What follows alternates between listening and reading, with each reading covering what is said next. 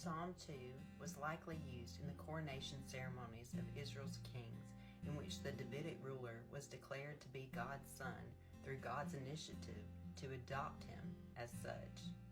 Other songs that served as coronation anthems can be found in Psalms 18, 20, 45, 72, 89, and 110. Each time one of David's descendants was crowned, the words like those found in Psalm 2:7 affirm both the king's adoption and his authority. The king's adoption meant that he now was looked to God as his father, and it signified an intimate familial relationship. His task was thus to honor his father by caring for God's people, a task that would be enabled by God himself and would bring glory to his name. Furthermore, the king would be installed as an authoritative mediator of God's promise to make Israel into God's covenant people, who are called to be a blessing to all nations.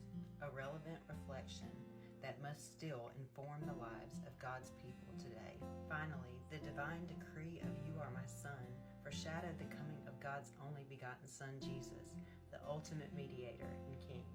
The New Testament acknowledges Jesus as the dearly loved Son of God, the long-anticipated Davidic Messiah, and the eternal King. Jesus was declared to be the King at his birth, and his coronation, as Paul says in Acts 13:33, was accomplished at his resurrection. Because of Jesus, people can be adopted into the family of God. Paul quoted Psalm 2:7 in Acts 13:33. Assuring those who believe in and follow Jesus that Jesus is still alive and able to offer both the forgiveness of and freedom from sin.